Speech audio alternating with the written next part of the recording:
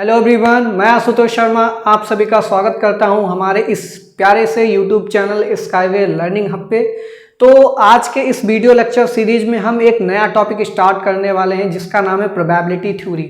और ये जो प्रोबेबिलिटी थ्योरी टॉपिक है ये आप सभी ग्रेजुएशन वाले स्टूडेंट्स के लिए काफ़ी इंपॉर्टेंट टॉपिक है। चाहे आप ग्रेजुएशन के बीबीए, बीसीए, बीकॉम या फिर बीएससी स्टैटिस्टिक्स के स्टूडेंट्स हैं, तब आपके लिए ये वीडियो लेक्चर सीरीज काफ़ी इंपॉर्टेंट होने वाली है, क्योंकि इस वीडियो लेक्चर सीरीज के अंदर हम प्रोबेबिलिटी को बिल्कुल बेसिक से लेकर के चलेंगे, जो आपने क्लास 9th में, 10th में, 11th में, 12th में पढ़ा है और आप भूल गए तो आप सोच रहे हैं ग्रेजुएशन में भी ये टॉपिक हमारा आ रहा है प्रोबेबिलिटी थ्योरी, तो इसको हम कैसे पढ़ेंगे, इसमें क्या क्या टॉपिक्स इंक्लूड हुए हैं जो हमारे क्लास 12 तक हमने नहीं पढ़े। तो बहुत सारे टॉपिक्स आपके जो हैं वो हम इस वीडियो लेक्चर सीरीज में आपके कवर कराएंगे और साथ ही साथ बेसिक्स पे भी फोकस करेंगे, ठीक है।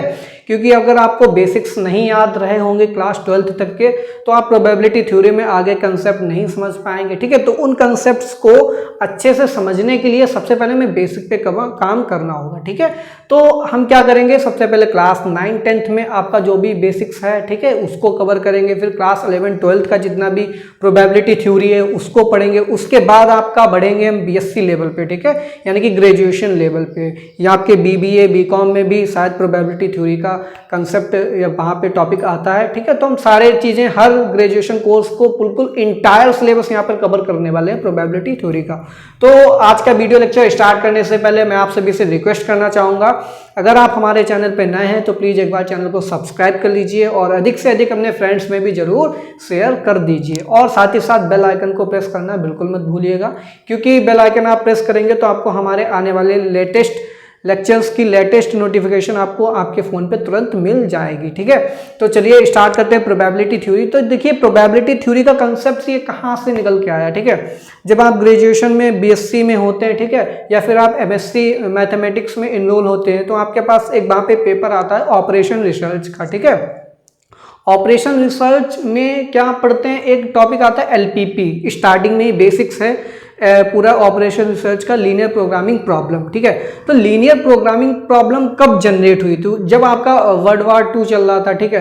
तो उस टाइम पे क्या हुआ, वर्ल्ड वार के टाइम पे आपके एक्सपेंसेस काफ़ी ज़्यादा हुआ करते थे कि हमारा जो ट्रैवलिंग कॉस्ट है या फिर हमारा मैन्युफैक्चरिंग कॉस्ट है उसको कैसे मिनिमाइज किया जाए, ठीक है, और प्रॉफिट को कैसे मैक्सिमाइज किया जाए। तो ये क्योंकि उस टाइम पे क्या था, हमारे पास ज़्यादातर क्या प्रॉब्लम आती थी, इकोनॉमिक प्रॉब्लम। तो उसको फेस करने के लिए क्या किया गया, वहाँ पे जो साइंटिस्ट थे वो टुगेदर विद आए और उन्होंने इस पे सोचना शुरू किया। तब वहाँ से ये प्रॉब्लम निकल के आई, लीनियर प्रोग्रामिंग प्रॉब्लम का कंसेप्ट वहाँ से निकल के आया। उसके द्वारा हम क्या करते थे कि हमारी जो भी कॉस्ट है उसको क्या किया जाए, मैन्युफैक्चरिंग कॉस्ट है या फिर ट्रैवलिंग कॉस्ट है या कुछ भी सपोज दैट है, ठीक है। तो उसमें क्या करें, एक्सपेंसेस को हम अपना मिनिमाइज कर लेंगे और प्रॉफिट को कैसे मैक्सिमाइज करेंगे। तो उसके लिए मैथमेटिकल मॉडल क्रिएट किए गए, तो उसकी मदद से काफ़ी हेल्पफुल रहा मिलिट्री को, ठीक है। तो डिफेंस में भी काफ़ी हेल्पफुल ये रहता है। तो इसी तरीके से जब डिफेंस में ये कंसेप्ट अप्लाई किया गया, धीरे धीरे ये बिजनेस मॉडल में अप्लाई होने लगा, ठीक है।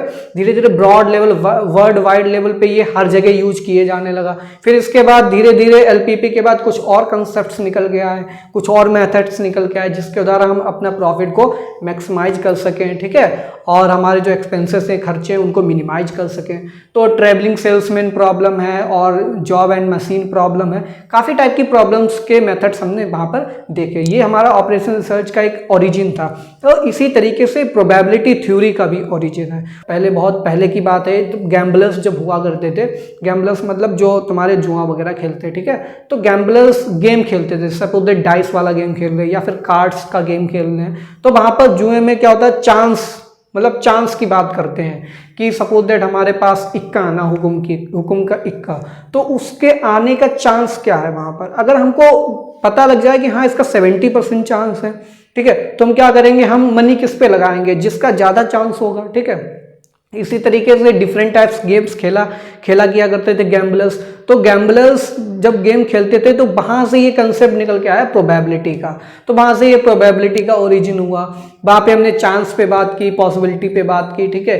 किसी भी गेम में सपोज दैट हमारे पास जो आउटकम आ रहे हैं, जो हमें आउटपुट मिल रहा है, उस आउटपुट होने की पॉसिबिलिटी क्या है, उसी को हम बोलते हैं प्रोबेबिलिटी। ठीक है, तो मैथमेटिक्स में क्या किया गया, मैथमेटिक्स में इसको और ब्रॉड लेवल पे ले जाया गया प्रोबेबिलिटी थ्योरी, फिर इससे पूरी एक ब्रांच बन गई मैथमेटिक्स की प्रोबेबिलिटी थ्योरी। ठीक है, तो इस पे वर्क किया गया स्टैटिस्टिक्स में, तो यहां से कंसेप्ट निकल के आया प्रोबेबिलिटी थ्योरी का। तो उसी को हम आज डिस्कस करेंगे, प्रोबेबिलिटी थ्योरी, मैथमेटिकल मॉडल क्या है इसका, मैथमेटिकली हम प्रोबेबिलिटी के क्वेश्चंस को कैसे सॉल्व करते हैं। ठीक है, और ब्रॉड लेवल पे, हायर लेवल पे हम प्रोबेबिलिटी कंसेप्ट्स कैसे अप्लाई करते हैं, मैथमेटिक्स में प्रोबेबिलिटी को कैसे यूज किया जाता है, वो सारी चीजें हम देखने वाले हैं। ठीक है, तो प्रोबेबिलिटी की अगर हम बात करें तो प्रोबेबिलिटी के काफी सारे नेम्स हम यहाँ पर बोल सकते हैं। प्रोबेबिलिटी का सपोज दैट हम चांस बोल सकते हैं। ठीक है, प्रोबेबिलिटी को चांस से रिलेट कर सकते हैं, या फिर पॉसिबिलिटी से रिलेट कर सकते हैं, या फिर हमारा क्या होता है सर्टेनिटी से रिलेट कर सकते हैं। ठीक है, तो यहाँ पे जो डेफिनेशन बोर्ड पे लिखी है उसको मैं पढ़ूंगा और आपको समझाऊंगा कि प्रोबेबिलिटी की डेफिनेशन एक्चुअली क्या है। ठीक है, तो डेफिनेशन पे एक बार फोकस करते हैं। Probability is a mathematical approach. सबसे पहले प्रोबेबिलिटी क्या है, ये मैथमेटिकल अप्रोच है जिससे हम क्या करते हैं, to measure the extent of occurrence. हम इससे मेजर करते हैं, इससे मापते हैं। किस चीज को मापते हैं, measure of occurrence means degree of occurrence, कि कोई भी इवेंट है, ठीक है, उसके होने का अकरेंस मतलब उसके होने का चांस क्या है, ठीक है, उसके होने की पॉसिबिलिटी क्या है, उसके होने की सर्टेनिटी क्या है। ठीक है, तो उन सारी चीज़ों के नेम यहाँ पर अकरेंस भी बोल सकते हैं, चांस भी बोल सकते हैं, पॉसिबिलिटी भी बोल सकते हैं, सर्टेनिटी भी बोल सकते हैं, लाइक्लीहुड भी बोल सकते हैं उस इवेंट का, और उसी को हम बोलते हैं, उसी मैथमेटिकल अप्रोच को हम क्या बोलते हैं, प्रोबेबिलिटी बोलते हैं। तो ये प्रोबेबिलिटी की एक डेफिनेशन हो गई, मैथमेटिकल डेफिनेशन। अगर आपसे पूछ दिया जाए व्हाट इज प्रोबेबिलिटी, तो आप ये 3 लाइन की डेफिनेशन को लिख सकते हैं और साथ ही साथ एग्जाम्पल्स को भी आप बता सकते हैं। ठीक है, अगर प्रोबेबिलिटी के एग्जाम्पल्स की बात कर लें तो सबसे पहला एग्जाम्पल आपके पास आता है, देखिए एक डाइस। ठीक है, डाइस प्रॉब्लम आती है। तो डाइस प्रॉब्लम में क्या होता है, आपने पासा फेंका, ठीक है, सिंगल पासा डबल पासा दोनों की बात करेंगे। ठीक है, सबसे पहले हम सिंगल पासे की बात करेंगे, सिंगल डाई की। तो डाई को रोल करने पर हमको क्या मिल सकता है, या तो टॉप फेस पे में क्या मिलेगा, 1 मिलेगा, 2 मिल सकता है, 3 भी मिल सकता है, 4 भी मिल सकता है, 5 और 6, मतलब टोटल हमारे पास 6 यहाँ पर इवेंट अकर हो सकते हैं, 1 2 3 4 5 6। ठीक है, तो यहाँ पर क्या होता है, ये हमारे 1 के आने की प्रोबेबिलिटी क्या है, बिल्कुल इक्वल होगी। भाई 2 3 मतलब हर इवेंट के आने की प्रोबेबिलिटी क्या होगी, सेम होगी हमारे पास। ये तो है नहीं कि 1 की पॉसिबिलिटी ज्यादा हो और 2 की कम हो, बिल्कुल ऐसा नहीं है, क्योंकि डाई को रोल करेंगे तो कुछ भी आ सकता है, रैंडमली हम उसको रोल करेंगे तो हमें तो पता है नहीं, श्योर तो है नहीं हम कि 1 ही आएगा। तो यानी कि हर इवेंट आ सकता है, 1 भी आ सकता है, 2 भी अकर कर सकता है, 3 भी कर सकता है, यानी कि पॉसिबल इक्वल चांस है सारे इवेंट के होने का। ठीक है, तो इसी तरीके से 2 प्रॉब्लम आती है डाई की, 2 डाई को रोल करेंगे। ठीक है, तो फर्स्ट पे 1, सेकंड पे 2, या फर्स्ट पे 3 4, सेकंड पे 4, इस तरीके से वहां पर हम सैंपल स्पेस को क्रिएट करते हैं। ठीक है, हम आपको बताएंगे सैंपल स्पेस क्या होता है, ये सारी टर्मिनोलॉजी हम आपको साथ साथ बताते चलेंगे। ये एग्जांपल नंबर 1 था डाई का। फिर आप सेकंड एग्जांपल ले सकते हैं, टॉसिंग अ कॉइन। ठीक है, एक कॉइन है, आप उसको टॉस कर रहे हैं, तो आपके पास क्या आ सकता है, या तो हेड आएगा या फिर टेल आएगा। अब यहाँ पे 2 ही इवेंट है, हेड और टेल। ठीक है, तो हेड और टेल के आने की पॉसिबिलिटी क्या है, 50-50, 50% चांस से हेड आ सकता है और 50% चांस से टेल आ सकता है। ठीक है, अगर कोई भी बायसनेस नहीं है, बायसनेस मतलब है उसमें कोई भी हमने छेड़खानी अगर कॉइन में नहीं की है, तो हेड और टेल आने की पॉसिबिलिटी बिल्कुल सेम रहेगी। जो पॉसिबिलिटी हेड के आने की होगी वही पॉसिबिलिटी क्या होगी, टेल के आने की होगी। ठीक है, तो यहाँ पर भी प्रोबेबिलिटी हेड के आने की 50% यानी कि 1/2। ठीक है, और टेल के आने की प्रोबेबिलिटी क्या है, वो भी 50% यानी कि 1/2। ठीक है, तो ये एक कॉइन वाला एग्जाम्पल हो गया। इसी तरीके से कॉइन को 2 बार टॉस कीजिए, 3 बार, तो जितनी बार टॉस करते जाएंगे उसी हिसाब से आपका सैंपल स्पेस बढ़ता चला जाएगा। ठीक है, सैंपल स्पेस को कैसे बनाते हैं वो सारी चीजें हम सीखेंगे। ठीक है, तो एक कॉइन का टॉस हो, कॉइन को आपने टॉस किया, ये एग्जांपल आप ले सकते हैं। फिर आप तीसरा एग्जांपल किसका ले सकते हो, प्लेइंग कार्ड्स। ठीक है, तो प्लेइंग कार्ड्स में टोटल 52 कार्ड्स होते हैं डेक में, रेड के टोटल 26 कार्ड्स होते हैं और ब्लैक के 26 कार्ड्स होते हैं, टोटल मिला के 52 कार्ड्स होते हैं। ठीक है, तो वहाँ पे हर कार्ड का अलग अलग नेम होता है, नंबर कार्ड्स होते हैं, फेस कार्ड्स होते हैं। ठीक है, और आपके एसेस होते हैं। तो सारी चीज़ें वहाँ पर हम सीखेंगे जब हम कार्ड्स के बारे में पढ़ेंगे तो वहाँ पे भी प्रोबेबिलिटी का कंसेप्ट लगता है। अगर आप जैसे कि रेन होने वाली है किसी स्पेसिफिक डे में, अब आप क्या करते हैं मोबाइल फ़ोन पे वेदर देखते हैं, तो आप वहाँ पे वेदर फोरकास्ट देखते हैं। वो फोरकास्ट क्या होता है, वो प्रोबेबिलिटी बताता है कि 90% चांस है इस डेट को बारिश होगी, कितने परसेंट होगी ये भी बताता है, ठीक है। तो वहाँ पर प्रोबेबिलिटी का कंसेप्ट यूज होता है। सपोज दैट आप बस स्टॉप पे जा रहे हैं, तो बस स्टॉप में आपको बस मिलेगी, ठीक है, तो मिलेगी इसका चांस क्या है, तो सबसे पहले मैं पता नहीं टोटल कितनी बसेस हैं, फिर बस किस किस टाइम से वहाँ से निकलती है, ये सारी चीज़ें आपको अगर पता है तो आप गेस कर सकते हैं कि इतना % चांस है हमको बस राइट टाइम पे मिल जाएगी, ठीक है। तो वहाँ पर भी आप प्रोबेबिलिटी का कंसेप्ट क्या कर सकते हैं, अप्लाई कर सकते हैं, ठीक है। सपोज दैट आप इंडिया का मैच देखने गए, इंडिया पाकिस्तान का सपोज दैट मैच हो रहा है, ठीक है, वर्ल्ड कप में, और फाइनल में जीतने का चांस किसका है, फाइनल में दोनों टीमें खेल रही हैं, तो इंडिया का विनिंग परसेंटेज क्या है, यानी कि प्रोबेबिलिटी क्या है कि इंडिया जीतेगी। तो वहाँ पे आप देखते हैं स्ट्रिप नीचे आती है टीवी पे, जब आप देखते हैं लाइव स्ट्रीम, तो वहाँ पे लिखा होता है इंडिया का विनिंग परसेंटेज 80%, ठीक है, और पाकिस्तान का कितना है 20% है। तो वहाँ पे 80-20% क्या है, ये प्रोबेबिलिटी है, मतलब श्योर नहीं है हम केवल प्रोबेबल हैं। और प्रोबेबिलिटी ये किस बेसिस पे की जाती है, हमको पुराने सारे डाटा चेक करेंगे, जितने भी इंडिया पाकिस्तान के मैचेस हुए हैं, तो वो सारी चीज़ें हम एनालिसिस करते हैं, उसके बाद हम एक मेजरमेंट देते हैं कि इस टीम के जीतने की प्रोबेबिलिटी इतनी है, ठीक है। तो ये हमारी एक एग्जांपल हो सकता है प्रोबेबिलिटी। एक और एग्जांपल हम यहाँ पर कंसीडर करेंगे, सपोज दैट आप फाइनल एग्जाम देने जा रहे हैं, बोर्ड एग्जाम हो रहे हैं आपके, ठीक है, या फिर आप यूनिवर्सिटी एग्जाम में अपीयर होने जा रहे हैं, तो उसमें स्पेसिफिक सब्जेक्ट में आप कितने नंबर स्कोर करेंगे, कितने मार्क्स स्कोर करेंगे, उसका चांस क्या है। तो आप क्या कहेंगे, हम पिछले 5 ईयर्स से हम क्या कर रहे हैं, मैथमेटिक्स में 90+ मार्क्स ला रहे हैं, यानी कि इस बार जो हम अपीयर होने जा रहे हैं इसमें भी हम 90+ मार्क्स लाएंगे। तो इसके चांसेस कितने हैं, इसके मैं 95% श्योर हूँ कि मेरे 90+ मार्क्स आएंगे। तो 95% श्योरिटी, इसका मतलब क्या है, ये एक प्रोबेबिलिटी है, ये चांस है हमारा मैथमेटिक्स में 90+ स्कोर करने का। तो यहाँ पर भी प्रोबेबिलिटी का कंसेप्ट लगता है। इसी तरीके से एक और एग्जाम्पल आप ले सकते हैं, या आपकी टीम है, मैच खेल रही है, इंजर्ड हो गया, तो वो रिकवरी कितने टाइम में करेगा। सपोज दैट आपसे किसी ने पूछ दिया 1 साल के अंदर वो रिकवर हो जाएगा, इसका कितना % चांस है, तो डॉक्टर्स बताते हैं कि भाई 1 साल में 70% चांसेस हैं कि ये रिकवर हो जाए। ये भी हो सकता है कि 1 साल के अंदर ही 100% वो रिकवर हो जाए। तो यहाँ पर प्रोबेबिलिटी है, डॉक्टर ने बोला 1 साल के अंदर 70% चांसेस हैं, तो हम कंसीडर करके चलते हैं, हाँ भाई 70% वो रिकवर हो जाए। प्रोबेबिलिटी का कंसेप्ट डेली लाइफ में हर जगह लगता है, जहाँ पर भी हम चांस की बात करेंगे, तो जहाँ पर भी आपको चांस वर्ड सुनने में आ जाए तो समझ जाना वहाँ पर हम किसका कंसेप्ट लगा रहे हैं, प्रोबेबिलिटी का लगा रहे हैं। तो ये प्रोबेबिलिटी की डेफिनेशन थी, ये प्रोबेबिलिटी के कुछ एग्जांपल्स थे, ठीक है। प्रोबेबिलिटी का फार्मूला क्या होता है, ठीक है, प्रोबेबिलिटी को कैसे निकालते हैं। फिर इसके बाद 2 चीज़ें आती हैं, एक आता है एक्सपेरिमेंट और ट्रायल, ये क्या होता है, और इवेंट, ठीक है। तो सबसे पहले हम जानेंगे एक्सपेरिमेंट क्या होता है और इवेंट क्या होता है, दोनों में डिफरेंस क्या होता है, ठीक है। एक्सपेरिमेंट इवेंट के बाद हम आउटकम की बात करेंगे, सैंपल स्पेस, सैंपल पॉइंट, ये सारी चीज़ें हम डिस्कस करेंगे। तो अभी हमने 2 चीज़ें आपको बताई, एक बताया हमने एक्सपेरिमेंट, ठीक है। एक्सपेरिमेंट क्या होता है, एक्सपेरिमेंट को हम ट्रायल भी बोलते हैं, क्या बोलते हैं, ट्रायल। अगर आपको एक्सपेरिमेंट दिख जाए या फिर ट्रायल दिख जाए तो आप समझ लेना ये दोनों चीज़ें एक ही होती हैं, ठीक है। तो एक्सपेरिमेंट और ट्रायल क्या होता है, इसकी डेफिनेशन अभी हम देखेंगे। फिर हम बात करेंगे इवेंट, इवेंट क्या होता है प्रोबेबिलिटी थ्योरी में, ये सारी टर्मिनोलॉजी हैं, ठीक है। ये हम यहाँ पे नंबरिंग किए दे रहे हो 1 2, ठीक है। तो इवेंट क्या होता है ये भी हम देखिए, यहाँ पर हम एक एग्जाम्पल लेंगे और इस एग्जाम्पल से आपको सारी टर्मिनोलॉजी को हम समझाएंगे, ठीक है। तो यहाँ पर हम एक एग्जाम्पल ले रहे हैं, एक टॉसिंग अ कॉइन, ठीक है। क्या एग्जाम्पल ले रहे हैं, टॉसिंग अ कॉइन। हमने एक कॉइन को टॉस किया, तो यहाँ पर हम लिखेंगे tossing a coin. A coin का मतलब है एक कॉइन को हम टॉस कर रहे हैं।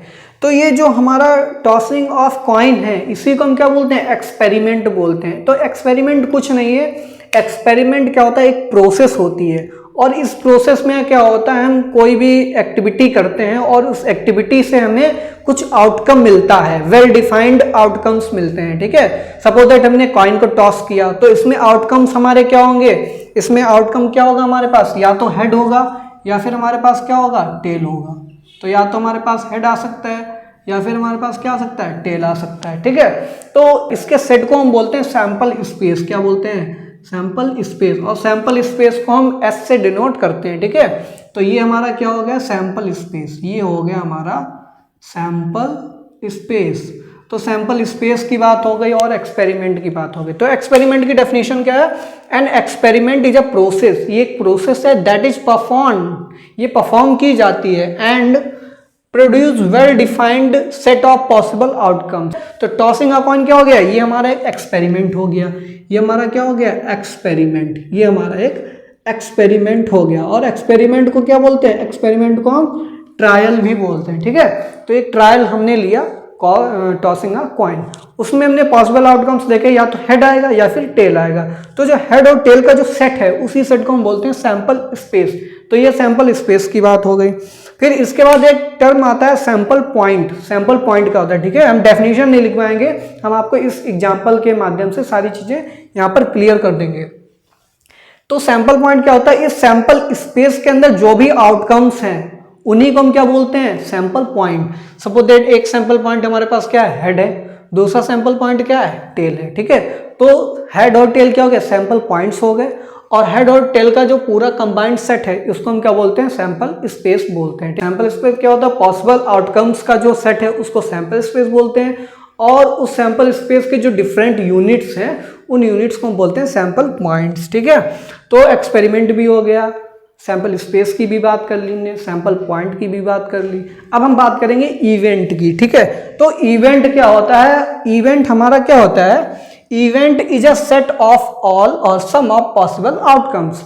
इवेंट भी एक हमारा सेट है। ये किसका सेट है, सम और ऑल, यानी कि कुछ आउटकम्स ले लें पॉसिबल आउटकम्स, या फिर सारे पॉसिबल आउटकम्स ले लें। ठीक है, तो यहाँ पर हम डिफरेंट सेट्स बनाएंगे, या तो उसमें हम कुछ यहाँ पर सैंपल पॉइंट्स को कंसीडर करके चलेंगे, उनका सेट बनाएंगे, या फिर हम क्या करेंगे, सारे सैंपल पॉइंट्स का एक सेट बनाएंगे, उनको लेकर के चलेंगे। तो डिफरेंट डिफरेंट टाइप के हम सेट बनाएंगे सैंपल पॉइंट्स को लेकर के, और उन्हीं डिफरेंट सेट्स को हम क्या बोलते हैं, इवेंट बोलते हैं। ठीक है, तो यहाँ पर इवेंट देखिए हमारे कौन कौन से बन सकते हैं। यहाँ पर सपोज दैट एक इवेंट बना इवन, इवन हमने क्या बोल दिया, इवन हमने बोल दिया हेड।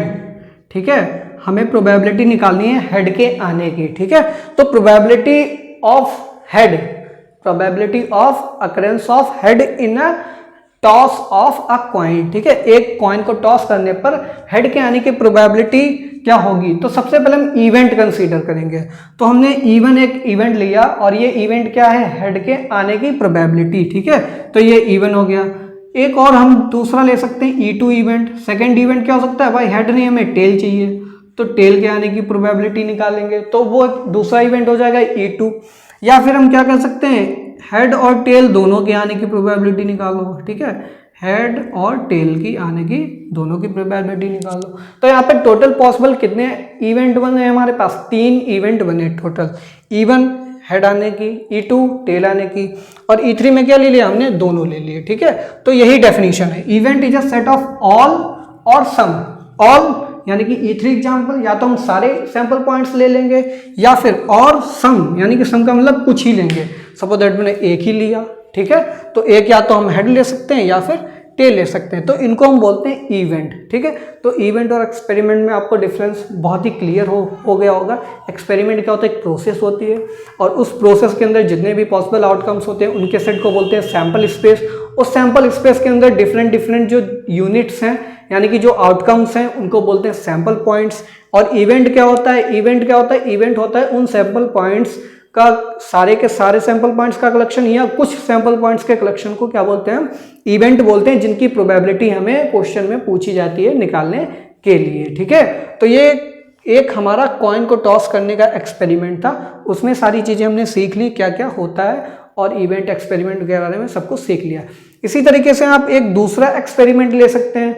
दूसरा एक्सपेरिमेंट आप ले सकते हैं किस चीज का, डाई रोल करने का। ठीक है, तो डाई का अगर आप एग्जांपल लेंगे तो डाई में सैंपल स्पेस क्या होगा, सैंपल स्पेस क्या होता है, पॉसिबल आउटकम्स। तो सारे पॉसिबल आउटकम क्या हो सकते हैं, 1 हो सकता है, 2 हो सकता है, 3 हो सकता है, 4 भी हो सकता है, 5 भी हो सकता है, 6 भी हो सकता है, ठीक है।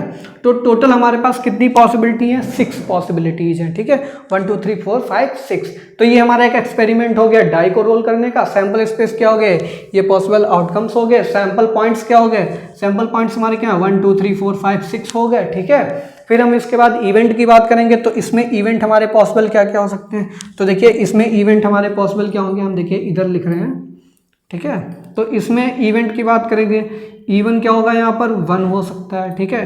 E2 क्या होता है, सेकंड इवेंट क्या होगा, 2 आ सकता है, ठीक है। इसी तरीके से थर्ड इवेंट क्या ले सकते हैं, 2 और 3 ले सकते हैं, ठीक है।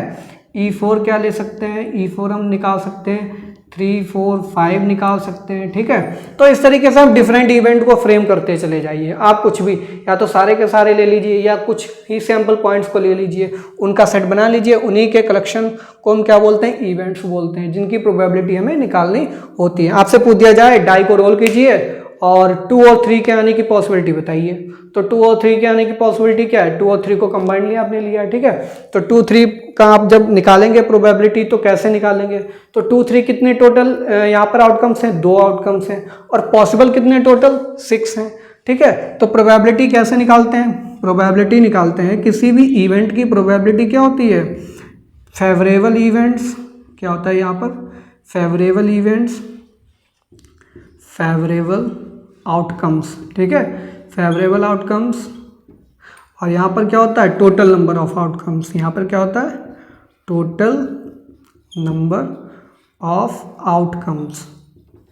ये प्रोबेबिलिटी का यहाँ पर फार्मूला होता है, number of favourable event outcomes upon total number of outcomes. तो टोटल नंबर ऑफ आउटकम्स कितने हैं, 1 2 3 4 5, यानी कि सैंपल स्पेस डिनोमिनेटर में होता है, और ऊपर क्या होता है, फेवरेबल आउटकम्स। फेवरेबल आउटकम्स का मतलब क्या होता है, यहाँ पर हमारे पास इवेंट V1 E2 E3 कुछ भी इवेंट हो सकता है यहाँ पर, ठीक है।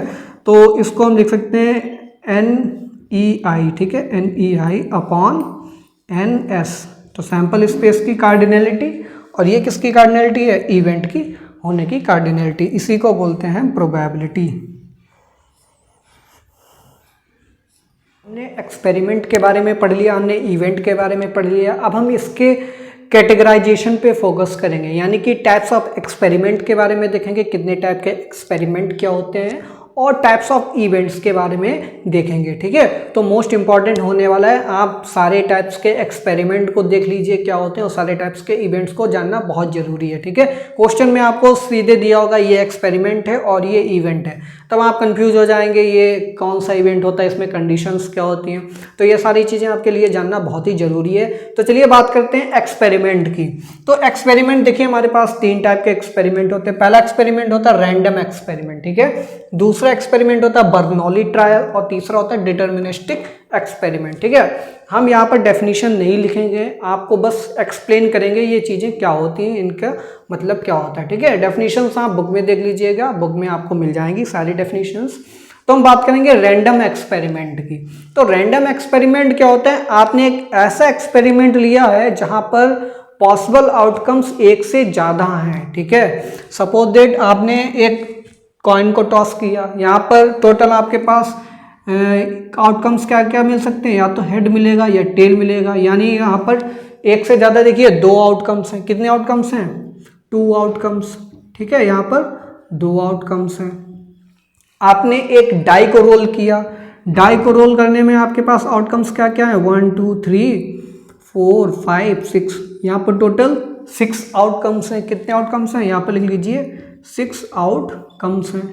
यानी कि आप जब एक्सपेरिमेंट करेंगे कॉइन को टॉस करने का या फिर डाई को रोल करने का, तो ये दोनों एक्सपेरिमेंट कैसे रैंडम एक्सपेरिमेंट है। क्यों रैंडम एक्सपेरिमेंट है, क्योंकि यहाँ पर एक से ज़्यादा आउटकम्स है, हेड भी आ सकता है, टेल भी आ सकता है, ठीक है। या फिर आप डाई को रोल करें तो 1 आ सकता है, 2 भी आ सकता है, 3 भी आ सकता है, 4 भी आ सकता है, 5 भी आ सकता है, 6 भी आ सकता है, ठीक है। तो यहाँ पर कुछ भी पॉसिबिलिटी हो सकती है, कुछ भी अगर हो सकता है। तो जब भी कोई भी एक्सपेरिमेंट जहाँ पर एक से ज़्यादा पॉसिबल आउटकम्स होने का चांस हो, ठीक है, तो उस टाइप के एक्सपेरिमेंट को बोलते हैं रैंडम एक्सपेरिमेंट। क्या बोलते हैं? रैंडम एक्सपेरिमेंट बोलते हैं। वहीं दूसरी ओर बात करेंगे डिटर्मिनिस्टिक एक्सपेरिमेंट। डिटर्मिनिस्टिक क्या होता है? डिटर्मिनिस्टिक एक ऐसा एक्सपेरिमेंट होता है जिसको बार बार हम सेम कंडीशंस पे रिपीट करें, बार बार उसी एक्सपेरिमेंट को करें, ठीक है, बार बार टॉस करें, कॉइन टॉस करें, ठीक है, और हमको हर बार कॉइन को टॉस करने पर टेल मिल रहा, ठीक है, 500 में 499 बार हमको टेल मिल रहा, ठीक है, तो हम क्या बोल देंगे? हम बोल देंगे इस एक्सपेरिमेंट में तो हमको हमेशा टेल ही मिल रहा है, ठीक है, तो यहाँ पर पॉसिबल आउटकम क्या है? टेल, यानी कि एक ही है, ठीक है। तो ऐसे टाइप के एक्सपेरिमेंट जिनमें हमारे पास पॉसिबल आउटकम्स केवल और केवल एक ही होता हो, यानी कि हम बिल्कुल दृढ़ निश्चित हैं कि इसमें तो एक ही आउटकम आएगा, टेल आएगा, ठीक है, तो इस टाइप के एक्सपेरिमेंट को बोलते हैं डिटर्मिनिस्टिक, यानी कि हम उसको डिटरमाइन कर सकते हैं कि यही आउटकम आने वाला है, ठीक है। तो यहाँ पर बिल्कुल श्योर होते हैं आउटकम क्या आएगा और सिंगल आउटकम होता है, तो ऐसे टाइप के एक्सपेरिमेंट को बोलते हैं डिटर्मिनिस्टिक। वहीं अगर एक से ज्यादा पॉसिबल आउटकम्स हैं तो क्या बोलेंगे? रैंडम। फिर तीसरा आता है यहाँ पे बर्नौली। बर्नौली ट्रायल क्या होता है? बर्नौली ट्रायल एक ऐसा एक्सपेरिमेंट होता है जिसमें केवल और केवल दो ही आउटकम होते हैं। कितने आउटकम? केवल और केवल दो ही। तो आप एग्जांपल ले सकते हैं टॉसिंग अ कॉइन, इसमें देखिए केवल दो आउटकम है, तो ये हमारा क्या हो जाएगा? ये हो जाएगा हमारे पास बर्नौली ट्रायल। क्या हो जाएगा ये हमारे पास? Bernoulli trial. तो tossing a single coin is a Bernoulli trial. तो इस एक्सपेरिमेंट को बोलते हैं बर्नौली ट्रायल, जिसमें केवल दो ही पॉसिबल आउटकम्स हो, उस एक्सपेरिमेंट को बोलते हैं बर्नौली ट्रायल। तो ये बात हो गई हमारे पास एक्सपेरिमेंट की, रैंडम एक्सपेरिमेंट, डिटर्मिनिस्टिक और बर्नौली। अब हम बात करेंगे इवेंट्स। इवेंट्स हमारे पास कितने टाइप के होते हैं? तो इवेंट में देखिए पहला इवेंट आता है एलिमेंट्री इवेंट। हम यहाँ पर सारे इवेंट्स के नेम लिखेंगे और सबके बारे में बताते चलेंगे आपके, ठीक है। तो एलिमेंट्री इवेंट्स क्या होते हैं? तो एलिमेंट्री इवेंट्स ऐसे इवेंट्स होते हैं जिनमें आपके पास आउटकम्स कितने हो? उस इवेंट में एक हो, ठीक है, यानी कि अगर आप सिंगल आउटकम को कंसीडर करके चल रहे हैं, प्रोबेबिलिटी आप किसी सिंगल आउटकम की निकालने चाह रहे हैं, तो उस इवेंट को बोलते हैं हम एलिमेंट्री इवेंट। यानी कि उस एलिमेंट्री इवेंट के सेट में केवल और केवल कितने सैंपल पॉइंट्स होंगे? वन सैंपल पॉइंट, ठीक है, यानी कि केवल केवल एक ही आउटकम होगा। अगर हम बात करें हेड और टेल आने की प्रोबेबिलिटी हम यहाँ पर निकालना चाह रहे हैं टॉसिंग अ कॉइन, तो यहाँ पर अगर हम केवल हेड को लेकर के चलें, यानी कि इवेंट लें जिसमें केवल और केवल हेड हो, तो वो इवेंट क्या होगा? एलिमेंट्री इवेंट होगा। सपोज दैट यहाँ पर हमने एक इवन लिया, इवन क्या है हमारे पास?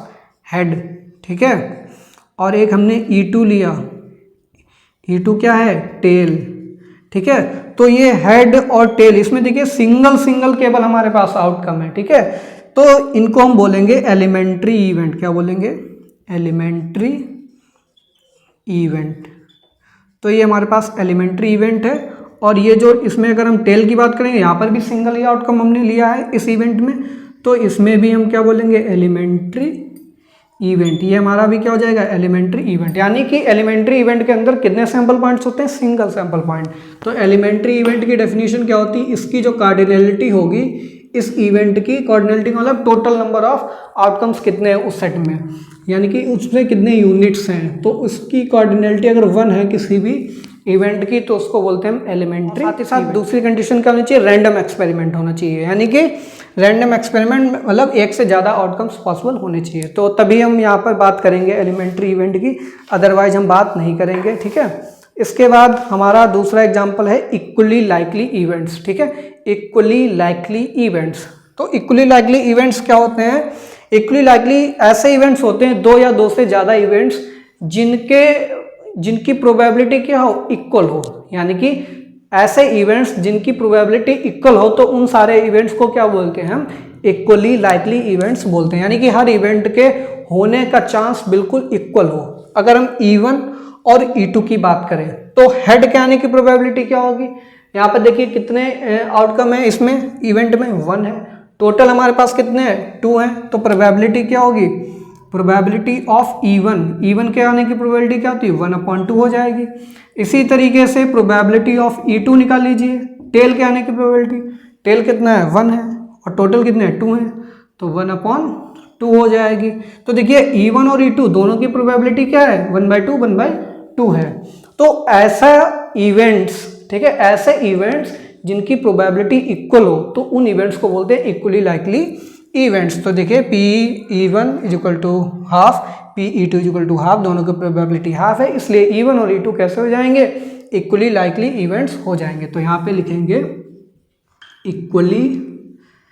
इक्वली लाइकली, ठीक है, इक्वली लाइकली इवेंट्स। तो इक्वली लाइकली इवेंट आप समझ ही गए होंगे। यहाँ पर हम आपको फिर से एक बार दिखा दे रहे हैं, PEI is equal to PEJ, ठीक है, दो इवेंट्स हैं, दोनों इवेंट्स की प्रोबेबिलिटी अगर सेम है तो वो दोनों इवेंट्स क्या हो जाएंगे, इक्वली लाइकली इवेंट्स कहलाए जाएंगे, ठीक है। इसके बाद आता है श्योर इवेंट। क्या होता है, श्योर इवेंट, ठीक है। तो श्योर इवेंट क्या होता है, श्योर इवेंट एक ऐसा इवेंट होता है जिसमें हम 100% श्योर होते हैं कि ये हमारा अकर करेगा। सपोज दैट हमने डाई को रोल किया और आपसे पूछ दिया जाए probability of getting a number less than 7, ठीक है, probability of a number getting less than 7, यानी कि 7 से छोटे नंबर के आने की प्रोबेबिलिटी क्या है। तो आप डाई को रोल करेंगे तो 1 क्या है, वो भी 7 से छोटा है, 2 क्या है, वो भी 7 से छोटा है, यानी कि 1 से लेकर के 6 तक सारे नंबर्स क्या हैं, 7 से छोटे हैं, यानी कि 7 से छोटे हैं। तो हर बार आप रोल करेंगे तो नंबर क्या आएगा, 7 से छोटा आएगा, यानी कि इसमें आप 100% श्योर हैं कि हमेशा इस इवेंट के अंदर प्रोबेबिलिटी क्या आएगी, 100%, 100% का मतलब 1 आएगी, ठीक है। तो ऐसे इवेंट्स जिनकी प्रोबेबिलिटी क्या हो, 1 हो, यानी कि हम बिल्कुल श्योर हैं कि यही आएगा, तो इस टाइप के इवेंट्स को बोलते हैं हम श्योर इवेंट्स। तो श्योर इवेंट में क्या होता है, प्रोबेबिलिटी ऑफ इवेंट क्या होती है, 1। तो ऐसे इवेंट जिनकी प्रोबेबिलिटी 1 हो उनको बोलते हैं हम श्योर इवेंट। वहीं दूसरी तरफ एक होता है इम्पॉसिबल इवेंट, इम्पॉसिबल इवेंट। तो इम्पॉसिबल इवेंट नाम से पता लग रहा है, इम्पॉसिबल मतलब ऐसा इवेंट जो हो ही नहीं सकते। डाई को रोल किया और हमने बोल दिया इस बार हमें प्रोबेबिलिटी निकालनी है, probability of a number greater than 6, ठीक है। तो प्रोबेबिलिटी हमें निकाल के बताओ नंबर की, उस नंबर की जो 6 से बड़ा है। तो वहाँ आप डाई को रोल करेंगे, क्या कभी ऐसा नंबर आएगा जो 6 से बड़ा हो, इम्पॉसिबल, ऐसा हो ही नहीं सकता, क्योंकि 1 से लेकर के 6 तक ही पॉसिबिलिटी है। अब 6 से बड़ा मतलब क्या, 7 आए या 8 आए, लेकिन 7 और 8 तो होते नहीं डाई में, यानी कि तो इम्पॉसिबल है। तो ऐसे इवेंट्स की प्रोबेबिलिटी क्या होगी, 0, यानी कि ऐसे इवेंट जिनकी प्रोबेबिलिटी 0 होती है उन इवेंट्स को बोलते हैं इम्पॉसिबल इवेंट्स, यानी कि वो इवेंट्स कभी भी अकर ही नहीं हो सकते, नेवर, ठीक है। तो इम्पॉसिबल इवेंट की बात हो गई। फिर इम्पॉसिबल इवेंट के बाद बात आती है कॉम्प्लीमेंट्री इवेंट, ठीक है। कॉम्प्लीमेंट्री इवेंट क्या होते हैं, कॉम्प्लीमेंट्री इवेंट का मतलब होता है, सपोज दैट हमने एक कॉइन को टॉस किया, एक हमने इवेंट लिया हेड आने की प्रोबेबिलिटी, दूसरा इवेंट लिया हमने टेल आने की प्रोबेबिलिटी, ठीक है। तो अगर हमने बात कर ली एक ऐसा इवेंट ई है जिसके आने की प्रोबेबिलिटी हमको फाइंड करनी है, ठीक है। तो प्रोबेबिलिटी ऑफ ई हमें मेजर करना है, तो उस ई इवेंट के होने की प्रोबेबिलिटी तो आपसे पूछा गया, लेकिन उस पी इवेंट के ना होने की प्रोबेबिलिटी जो हम निकालेंगे वो हो जाएगी हमारी ई इवेंट के होने की प्रोबेबिलिटी का कॉम्प्लीमेंट्री इवेंट, यानी कि दो ऐसे इवेंट, एक तो होगा अकरेंस ऑफ ई और दूसरा होगा नॉट अकरेंस ऑफ ई, ठीक है। तो एक इवेंट ई है, एक इवेंट ई है, यह क्या है, occurrence of E, occurrence of E, event E के होने की प्रोबेबिलिटी निकाल दें।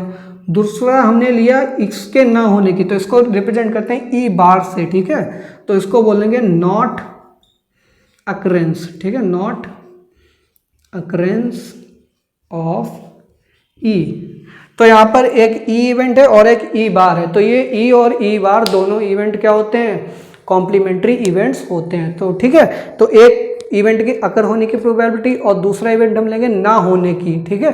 तो दोनों इवेंट्स जो होंगे उन दोनों को बोलते हैं कॉम्प्लीमेंट्री इवेंट्स, यानी कि दोनों एक दूसरे के बिल्कुल जस्ट अपोजिट होते हैं। तो कॉम्प्लीमेंट्री इवेंट्स की बात हो गई। कॉम्प्लीमेंट्री इवेंट के बाद देखिए कंपोजिट इवेंट और दूसरा होता है कंपाउंड इवेंट, ठीक है। ये दोनों बहुत ही इंपॉर्टेंट हैं, कंपोजिट इवेंट और कंपाउंड इवेंट। तो कंपोजिट इवेंट क्या होता है, सपोज दैट आपने दो इवेंट लिए, एक ए लिया दूसरा हमने बी लिया, ठीक है। एक इवेंट हमने ए लिया, ए इवेंट, ठीक है, और दूसरा आपने लिया बी इवेंट, ठीक है, बी इवेंट। दो इवेंट आपने लिए, अगर हम दोनों को कंबाइन कर दें, यानी कि दोनों के कॉम्बिनेशन को अगर हम साथ साथ लें, तो इसको बोलते हैं यूनियन, ठीक है, क्या बोलते हैं, यूनियन। तो अगर हमें यूनियन ऑफ निकालना हो, यूनियन ऑफ टू इवेंट्स, तो इसको बोलते हैं कंपोजिट इवेंट्स, ठीक है, कंपोजिट इवेंट बोलेंगे। और वहीं पर हम कंपाउंड इवेंट की बात करेंगे। कंपाउंड इवेंट क्या होता है, कंपाउंड में हम इनका इंटरसेक्शन लेते हैं, क्या लेते हैं, इंटरसेक्शन। तो दो इवेंट्स का इंटरसेक्शन लेंगे तो उसको बोलेंगे कंपाउंड इवेंट, और दो इवेंट्स के यूनियन को अगर हम लेकर चलेंगे तो उस इवेंट को बोलेंगे हम कंपोजिट इवेंट। सपोज दैट हमें probability of A union B निकालनी है, तो इस ए यूनियन बी इवेंट को बोलेंगे हम यहाँ पर क्या बोलेंगे, कंपोजिट इवेंट, क्योंकि यूनियन का साइन लगा है। और अगर इसी में इंटरसेक्शन का साइन लगा देंगे तो क्या बोलेंगे, इस इवेंट को कंपाउंड इवेंट बोलेंगे। तो ये कंपोजिट इवेंट होता है और कंपाउंड इवेंट होता है। उसके बाद हमारे पास एक और टाइप का यहाँ पर इवेंट होता है जिसको हम बोलते हैं म्यूचुअली एक्सक्लूसिव। देखिए हम म्यूचुअली एक्सक्लूसिव की बात करेंगे तो म्यूचुअली एक्सक्लूसिव क्या होता है, म्यूचुअली एक्सक्लूसिव दो ऐसे इवेंट को लेंगे जिनके बीच में कुछ भी कॉमन ना हो। यानी कि अगर किसी भी दो इवेंट का इंटरसेक्शन, इंटरसेक्शन का मतलब होता है कॉमन पार्ट, ठीक है, तो अगर किसी भी दो इवेंट्स का इंटरसेक्शन हमारे पास 0 है, यानी कि उनके बीच में कुछ भी कॉमन नहीं है, तो उन दो इवेंट्स को क्या बोलेंगे, म्यूचुअली एक्सक्लूसिव इवेंट्स बोलेंगे। तो यहाँ पर हेड और टेल वाला एग्जाम्पल देख लीजिए, E1 और E2। तो यहाँ पर E1 और E2 के बीच में क्या कुछ भी कॉमन है, तो यहाँ पर हम लिख सकते हैं E1 इंटरसेक्शन E2। ये हमारे पास क्या है, कुछ भी कॉमन नहीं है। तो जब कुछ भी कॉमन नहीं होता इसको फाई से रिप्रेजेंट करते हैं, ठीक है। तो दो इवेंट्स जिनका E1 E2 इंटरसेक्शन क्या है, फाई है, तो ऐसे इवेंट्स को हम बोलते हैं mutually exclusive events.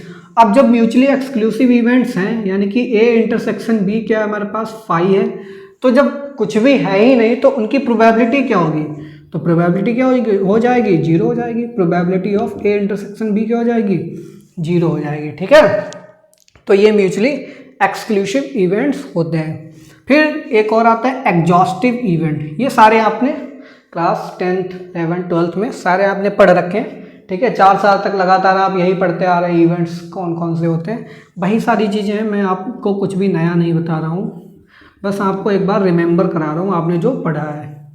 Exhaustive event, तो एग्जॉस्टिव इवेंट क्या होता है, ठीक है, हमने क्या किया, कुछ इवेंट्स को लिया और सारे इवेंट्स को मिला दिया। अगर हम सारे इवेंट्स को मिलाने पर हमको पूरा का पूरा सैंपल स्पेस मिल जा रहा है, ठीक है, हमको क्या मिल रहा है, पूरा का पूरा सैंपल स्पेस अगर मिल रहा है तो उस इवेंट को बोलते हैं हम एग्जॉस्टिव इवेंट।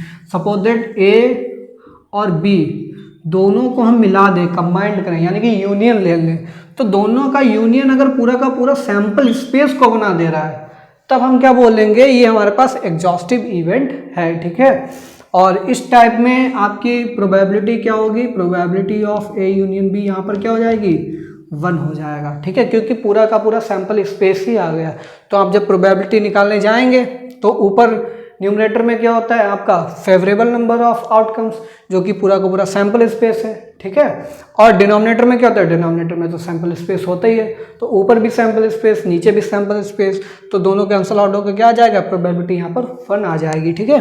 तो ये एग्जॉस्टिव इवेंट हो गया, म्यूचुअली एक्सक्लूसिव इवेंट हो गया, ठीक है। ये दो इंपॉर्टेंट हैं और ये दो इंपॉर्टेंट हैं, कंपोजिट कंपाउंड, म्यूचुअली एक्सक्लूसिव और एग्जॉस्टिव इवेंट्स।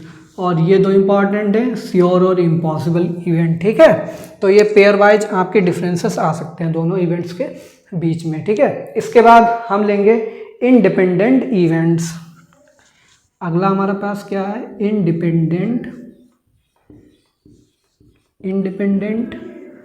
इवेंट, और दूसरा है यहाँ पर एक डिपेंडेंट इवेंट। तो हम यहाँ पर इसकी बात करेंगे। अब आपने क्या किया, दो एक्सपेरिमेंट यहाँ पर लिए। पहला एक्सपेरिमेंट है आपने कॉइन को टॉस किया, दूसरा इवेंट है आपने बैग से, बॉल है उस बैग के अंदर, और बॉल को पिक किया रेंडमली, ठीक है। तो यहाँ पर दो एक्सपेरिमेंट, पहले एक्सपेरिमेंट आप कॉइन को टॉस कर रहे हैं, दूसरे एक्सपेरिमेंट में आप एक बॉल को निकाल रहे हैं बैग से। तो आप क्या कॉइन को जब टॉस करते हैं तो क्या वो डिपेंड करता है कि बॉल कौन से कलर की निकली तब हेड आएगा, या बॉल अगर इस कलर की निकली तो टेल, ऐसा तो कुछ होता नहीं है। दोनों इवेंट्स क्या हैं, इंडिपेंडेंट है। भाई कॉइन को टॉस कर रहे हैं तो कोई फर्क नहीं पड़ रहा हमें बॉल को निकालने पर, अगर हम बॉल को निकाल रहे हैं तो हमें फर्क नहीं पड़ रहा कॉइन को टॉस करने पर। तो दोनों इवेंट्स क्या हैं, आपस में एक दूसरे में इंडिपेंडेंट है। तो ऐसे इवेंट्स को क्या बोलते हैं, इंडिपेंडेंट इवेंट्स बोलते हैं। वहीं दूसरी तरफ हम बात करेंगे डिपेंडेंट इवेंट्स क्या होते हैं। अब आपको इसी प्रॉब्लम में क्या बोल दिया जाए कि आप जो बैग से बॉल निकाल रहे हैं, ठीक है, तब आप क्या करेंगे, अगर रेड बॉल है तो कॉइन को एक बार टॉस करेंगे, अगर ब्लू बॉल है तो आप कॉइन को टॉस नहीं करेंगे। तो आपका कॉइन का जो टॉस करना है वो किस पे डिपेंड कर रहा है, रेड बॉल और ब्लू बॉल आने पर, ठीक है। तो ये यहाँ पर दोनों इवेंट्स अब क्या हो जाएंगे, डिपेंडेंट हो जाएंगे। तो ये सारी चीज क्वेश्चन में आपको दे रखी होगी, ठीक है, कब डिपेंडेंट होंगे कब इंडिपेंडेंट होंगे। तो अगर ये कंडीशन आपको अप्लाई कर दी एक्स्ट्रा, तब उस केस में ये दोनों इवेंट्स क्या हो जाएंगे, डिपेंडेंट इवेंट्स हो जाएंगे। तो वहीं पर आप जब प्रोबेबिलिटी निकालने जाएंगे, अगर दो इवेंट्स हमारे पास कैसे हैं, इंडिपेंडेंट इवेंट्स हैं। कैसे इवेंट्स हैं, इंडिपेंडेंट इवेंट। तो उस केस में जो दोनों इवेंट्स की प्रोबेबिलिटी होती है इंटरसेक्शन बी, ये किसके इक्वल होती है, P A multiply by P B, ठीक है, दोनों के प्रोडक्ट के इक्वल हो जाती है। तो ये इंडिपेंडेंट इवेंट्स की कंडीशन होती है जो आपने क्लास 12th में पढ़ा है। तो इस टाइप के इवेंट्स को क्या बोलते हैं, इंडिपेंडेंट इवेंट्स, जिनमें दो इवेंट्स एक दूसरे के ऊपर डिपेंड नहीं करते हैं। अगर डिपेंड कर रहे हैं तो क्या है, डिपेंडेंट इवेंट्स। तो ये भाई पूरी यहाँ पर हमने क्या निकाल के रख दी है, यहाँ पर डीएनए रिपोर्ट निकाल दी है, ठीक है, इवेंट्स की। तो इवेंट देखिए कितने टाइप के हो गए, 1 2 3 4 5 6 7 8 9 10 11, टोटल यहाँ पर 11 टाइप के इवेंट्स हो गए आपके पास, ठीक है। तो सारे इवेंट्स ये हम ऑलरेडी पढ़ चुके हैं क्लास 9 10 11 12 में, ठीक है। आप एक बार फिर से यहाँ पर रिमेंबर कर लीजिए कितने टाइप्स के इवेंट्स हैं, कौन कौन से इवेंट्स हैं, क्या कंडीशंस हैं। और ये है हमारे पास एक्सपेरिमेंट, ठीक है, एक्सपेरिमेंट भी आज हमने पढ़े, क्या क्या चीज़ें पढ़ी वो सारी चीज़ें देखेंगे, ठीक है। सबसे पहले हमने क्या पढ़ा, प्रोबेबिलिटी की डेफिनेशन, उसका एग्जाम्पल, प्रोबेबिलिटी का फार्मूला हमने पढ़ा। फिर टर्मिनोलॉजी में हमने क्या देखा, एक्सपेरिमेंट क्या होता है, आपके पास इवेंट क्या होता है, ठीक है। फिर आपके पास आउटकम क्या होता है, सैंपल स्पेस क्या होता है, सैंपल पॉइंट क्या होता है, टाइप्स ऑफ इवेंट्स पढ़ा हमने, टाइप्स ऑफ एक्सपेरिमेंट पढ़ा, ठीक है। ये सारी चीज़ें आज हमने आज के इस वीडियो लेक्चर में पढ़ा। तो ये बिल्कुल बेसिक था प्रोबेबिलिटी थ्योरी का, ठीक है। लेक्चर काफ़ी लेंथी हो गया, लेकिन इस लेक्चर के अंदर हमने सारी चीज़ें आपको बेसिक्स बता दी है प्रोबेबिलिटी थ्योरी के, ठीक है। इसके बाद से हम डायरेक्ट अब बढ़ेंगे सैंपल स्पेस पे, सैंपल स्पेस बनाना सीखेंगे, ठीक है। तो हर लेक्चर में हम एक डिफरेंट एक्सपेरिमेंट लेंगे और डिफरेंट एक्सपेरिमेंट का हम क्या निकालेंगे, सैंपल स्पेस निकालेंगे, फिर उसके प्रोबेबिलिटी के क्वेश्चंस को सॉल्व करेंगे। बस अब आपका यही चलने वाला है, ठीक है। तो आज का वीडियो लेक्चर अगर आपको अच्छा लगा है तो प्लीज़ एक बार आप अपने फ्रेंड्स में ज़रूर शेयर कीजिएगा। आपके जितने भी क्लासमेट्स हैं, चाहे वो आपके ग्रेजुएशन में क्लासमेट हो या फिर कोई भी स्टूडेंट 9 10th का है, उसको भी ये वीडियो लेक्चर जरूर शेयर कीजिएगा। या फिर 11 12th में कोई भी बच्चा पढ़ रहा है, आपका फ्रेंड हो या आपका भाई हो, तब भी आप इस वीडियो लेक्चर को जरूर शेयर कीजिएगा। और साथ ही साथ आप ग्रेजुएशन वाले स्टूडेंट्स को भी तो जरूर शेयर ही कीजिएगा। और आपने अगर अभी तक हमारा यूट्यूब चैनल नहीं सब्सक्राइब किया है तो आप प्लीज़ एक बार ये हमारे यूट्यूब चैनल को सब्सक्राइब कर लीजिए। और आज का वीडियो लेक्चर कैसा लगा नीचे कमेंट बॉक्स में ज़रूर बताइएगा। अगर कोई भी मिस्टेक हुई है हमसे तो वो भी कमेंट बॉक्स में बताइएगा, अगली बार हम उसको सुधार करेंगे, ठीक है, उसमें सुधार लाएंगे। तो स्टूडेंट्स मिलेंगे अब हम अपने नेक्स्ट लेक्चर में, उसमें हम एक और नया टॉपिक लेकर के आएंगे प्रोबेबिलिटी थ्योरी का, जिसका नाम है सैंपल स्पेस। तो सैंपल स्पेस के बारे में आप डिटेल में सब कुछ जानने वाले हैं, कैसे फॉर्म किया जाता है, कैसे प्रोबेबिलिटी निकाली जाती है, वो सब हम पढ़ेंगे अपने आने वाले नेक्स्ट लेक्चर में। तब तक के लिए thanks for watching, have a good day.